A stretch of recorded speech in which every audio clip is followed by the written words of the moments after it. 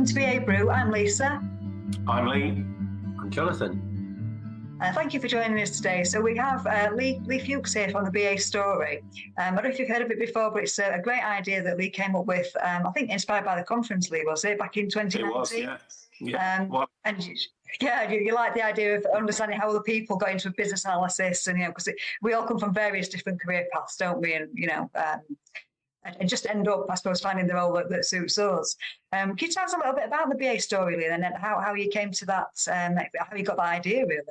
Yeah, no problem at all. Yeah, it was 2019. So the conference, the BA Conference Europe, and I was actually speaking on the conference. I got the chance to then meet with a number of people and have a chat.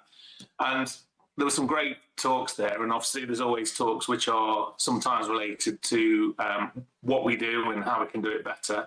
But what really started to come out to me was that several people said it's when somebody's telling a story of their career, which is useful. Particularly one of the chaps that I spoke to, a chap called Kane, he said that because he was fairly early in his career as a BA, he was interested in my talk because it was trying to share something that I'd been through at work and helped to form a BA team, and he found those insights of somebody's personal experience of actually something in their career really useful. And so it made me think when I was on the train on the way back, there's a huge amount of information on the internet for BAs as to how you become a BA, what we do and how we do it. But what I've always thought about that stuff is it lacks a human element. It's all very prescriptive and all useful, knowledgeable stuff, but it lacks the emotion and the connection that you have with humans, so to speak. So I thought, well, maybe I can pull together a website which helps to bring some of that to the fore. So I started approaching some of the BAs that I'd made connections with and I'd worked with and said, well, would you be interested in maybe answering a few questions, and then me publishing that to the web and sharing it via LinkedIn so that people can then start to learn. And I also thought maybe there's some commonalities or common themes that might come out of this by asking the same questions of everyone. So yeah, that's where it really started. And I've done 17 different interviews. I know, Lisa, you've shared yours on there as well. Obviously, I did mine. Interviewing myself, not really, it's a bit weird, but it was really some really interesting people on there, and some really interesting thoughts and insights came out of it. And then I think, obviously, with lockdown, things started to become a bit more difficult. My sort of career changed a little bit, so I moved away from spending so much time on it. So it's been in hibernation for a little while, but it's all really useful information and definitely worth a look if people out there who are watching the podcast have got the time. Yeah, no, absolutely. It'd be nice to revive it, I suppose, and get some more people sharing the stories. Yeah, I think at the moment I'm just trying to work out where to go with it next. I'd be happy to share anybody else's story on there, and all they need to do is just go and find me on LinkedIn, make a connection, express an interest, and then I'll just send them the questions. They pretty much do the work for me, really, and I just edit it and publish it. So that's the good side of it for me.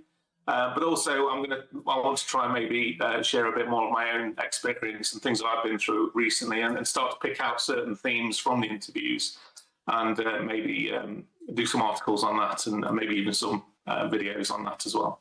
Mm-hmm. It's hopefully, the listeners, watchers listening now, if they're inspired to share their story with you and to get their story published on the BA Story, I think it can only be a good thing, because I think you're right, Lee. There's loads of stuff out there in terms of technical skills and learning about new theories and models and methods and whatnot. But some of the sharing of the human side, the actual stories behind each of the BAs, that I've not really seen too many others do. Certainly not in the way that you've done it. We tend to be a little bit more formal and talk about technical things, opposed to sharing our personal insights, maybe.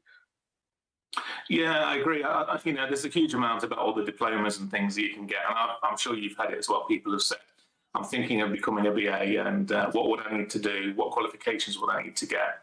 But for me, there's also the emotional side. I'm not the most emotional character, but there's lots of stresses and strains and mental effort required within this role. And if your mindset isn't quite right, it becomes a bit of a challenge. And no two BAs are the same. You know, we all think slightly differently. We're all very analytical thinkers, but the way we approach things can be different. So there's a lot more than just, well, you produce a requirements document, or you do a stakeholder management function.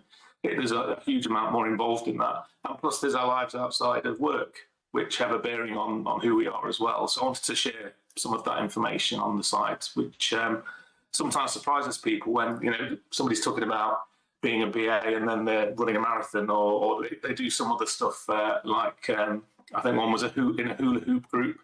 That wasn't mine. Group. And yeah, so it just makes it much more interesting and brings it to life a bit, really. I did a talk just last week at a change and transformation conference, and one of my colleagues said to me afterwards, "Oh, I didn't know you did martial arts." And he's known me for over a decade, but it's just something I'm scared with. Yeah. That I practice martial arts, and it was kind of like that bringing your whole self to work and sharing some of your passions, be it hula hooping or martial arts or tiddlywinks, whatever it might be. It's just something that we should be doing more often, I think. And maybe the BA story gives us a little bit of an impetus or an example of doing that, at least. Yeah. Nobody's messing with Jonathan now, are they? No. No, would you have it? Yeah. My colleague, he didn't believe me. He said, "Oh no, you haven't really studied any martial arts, have you?" And he started to prod me and things. So yeah. Sorry, Lee. No, that's fine. No, as I say, there's a lot more to a BA than just the documents they produce or just turning up to the office. We have a much broader interest. I know I'm constantly writing music and trying to get people to listen to our music outside of work, and very often they're the things we probably prefer to do. Yeah. But yeah, it's quite interesting when you sort of look at all the 17 interviews we've done and look at the insights that people have got, but then also their life outside of work.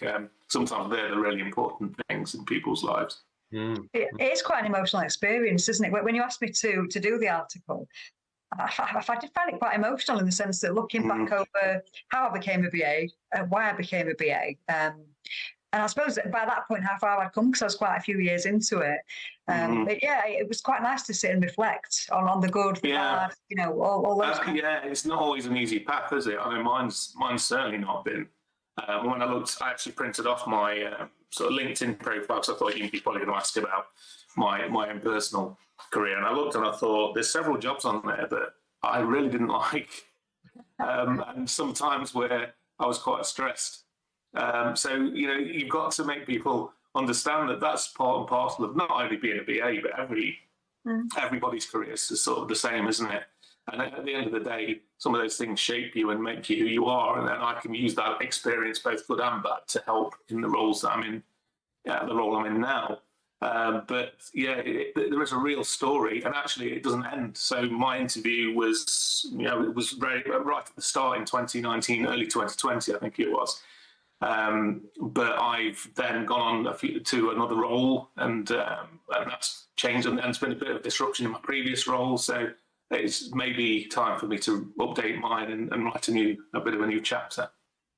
Oh, that would be great. Yeah, definitely. So sorry, Jonathan. I need to do this myself. I've got to put in my own BA story, haven't I? Yeah. You're next. Yeah, I'd be more than happy. We've already established the martial arts connection, so yeah. Questions are quite difficult. I mean, one of them, I'm just reading it now. Have there been any low points in your career, and how did you deal with those? And it's kind of that kind of emotional journey of sitting and writing about those low points and how you dealt with it could be quite useful for helping people to reflect. Then sharing those reflections with others in terms of how people dealt with hostility or challenging circumstances. And then another question you ask on there is, what would you say is the proudest achievement so far? And reflecting on that and sharing it's really quite powerful. So I've got to block out an evening where I sit and reflect and answer the questions and send them through, Lee. So I'm going to make. Yeah, well, I'm happy to share your story on there. That's no problem at all. Brilliant, thank you, Lee. So actually, that question about your proudest moment, that is a good way of getting the emotion out of people, isn't it? In terms of how they feel about the BA career. It's probably quite an emotional experience thinking back through how you got to where you are, really. Yeah, I think it is, and there's been some interesting thoughts on from all of the interviews on that, and just some of the challenges that people have faced as they've gone through their career and how they've dealt with them. Certainly, it's inspired me with some of the interviews I've read through and published. Because it just isn't a straight path. There's lots of zigzags and windy roads through your career. And one of the things I think as well is that the reason we do the job we do is because our minds work in a certain way. We're analytical thinkers, whereas a lot of the people we work with and who particularly run businesses, but maybe even at the top CEO level, their mind isn't necessarily the same. They think very differently. If somebody works in a sales environment, they think completely differently to somebody that works in a very analytical environment like we do. So you won't always get agreement from people, or they won't understand and appreciate your viewpoint maybe, and perhaps think you're just sort of kicking the tires a little bit. So it can be a challenge to communicate and get people to appreciate where you're coming from, and that can be a daily struggle in some roles. So it's a challenge, and you have to sort of face up to the reality of that, I think, which again has been borne out within some of the interviews. It's good because I was thinking, is it just me? Now I've got 17 or 16 other people where I'm like, my experience is very similar to others. And so you sort of think, well, I'm not out on my own here. We're all facing the same things. Yeah, no, you're not alone. Yeah. Lisa, did anyone come up to you after you'd had your interview published? Did anyone say, "Oh, I read this"? And no, actually, I seem to remember people liking it in a few comments, but I can't remember exactly what was said, to be honest. I think one or two people said along the lines of, "Oh, thanks so much for sharing," but it's similar to what you just said, Lee. To be honest, yeah.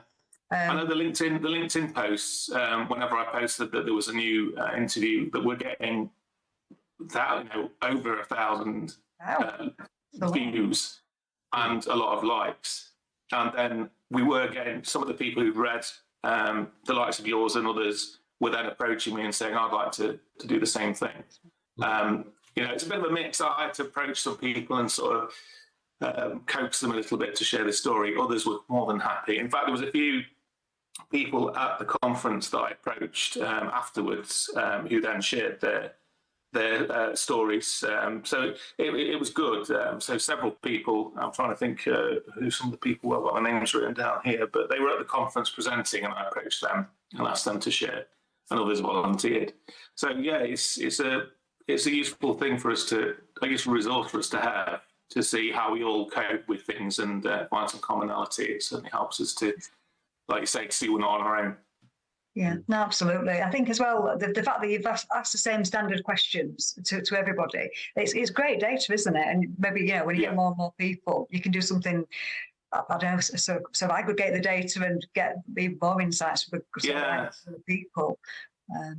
That's the idea, yeah. And as I mentioned, I prepared a presentation I was going to give at another BA gathering in Nottingham, and that didn't happen because of lockdown, but that was very much about sharing that data. And no doubt I would have probably stood in front of people and seen them nodding and saying, yeah, I've gone through that. And I expect people would have approached me then to maybe share their viewpoints as well. So, yeah, it's probably about time that I pushed it out there again a little bit. And let's start with Jonathan and see where that goes. Yeah.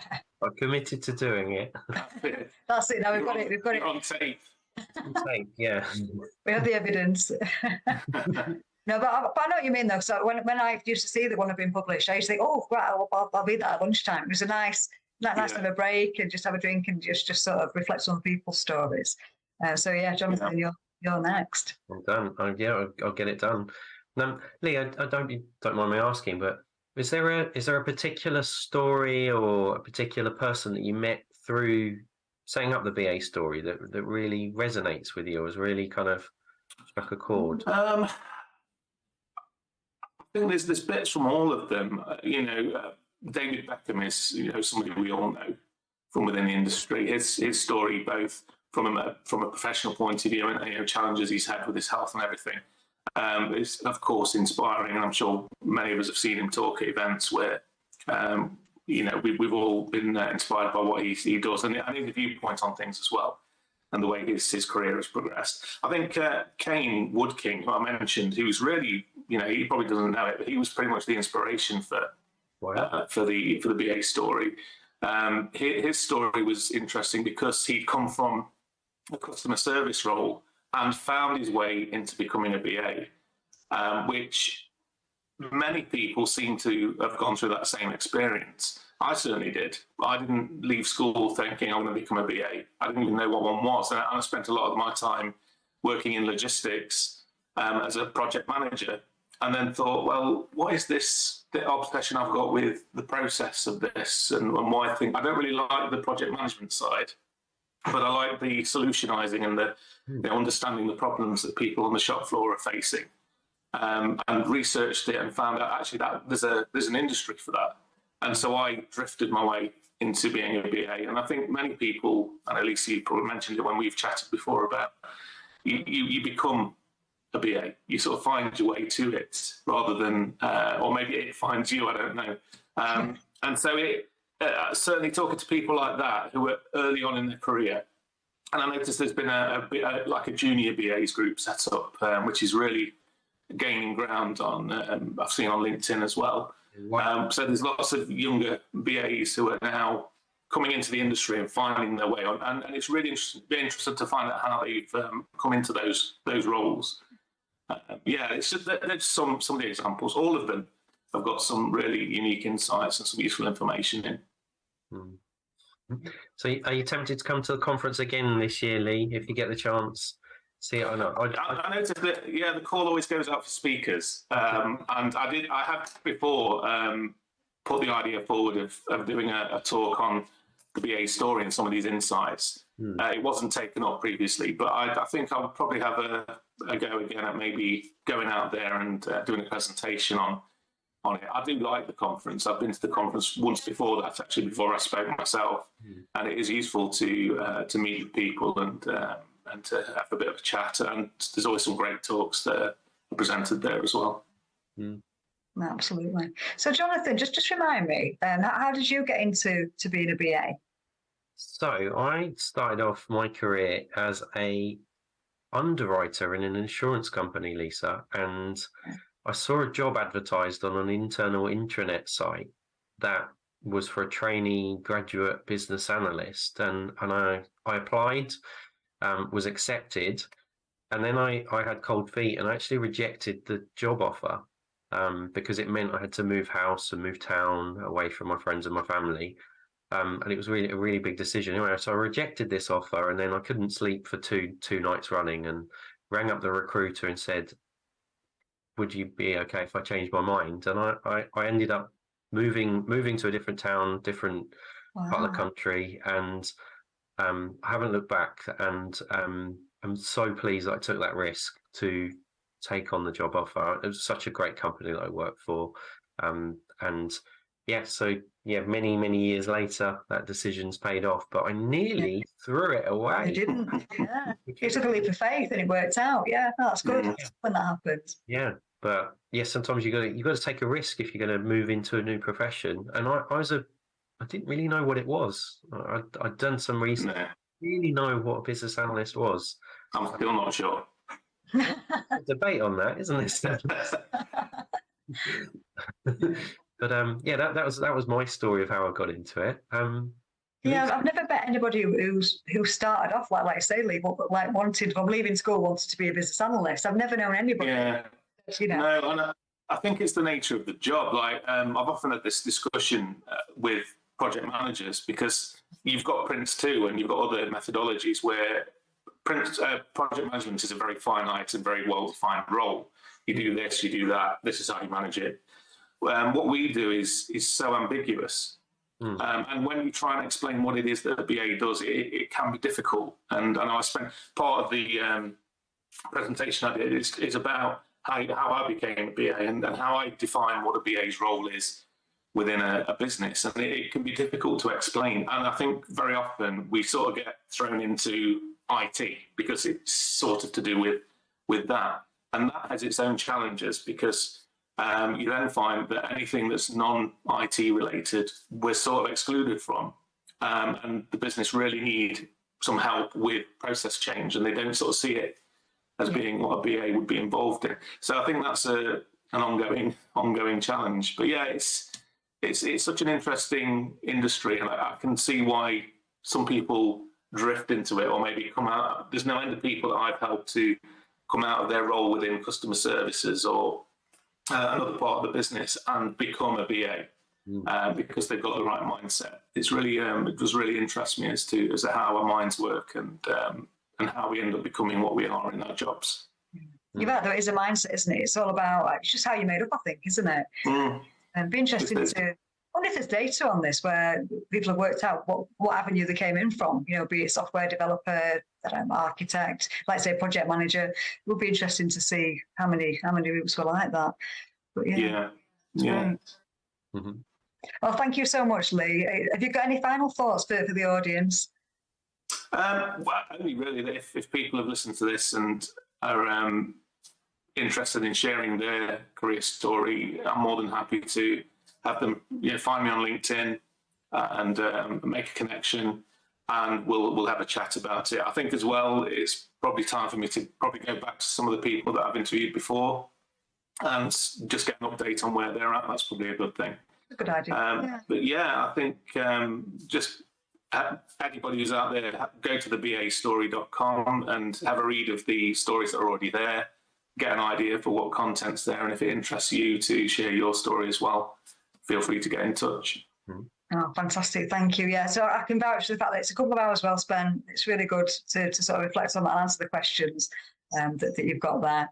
Jonathan, how about yourself? Have you got any reflections? No, just final thoughts. I just really want to say thank you to Lee for doing this, because it was a moment of inspiration after a conference. We'd gone and engaged with the conference community, and you doing the BA story, the leaders that put together the Young Business Analyst group, things like the Business Analysis Managers Forum.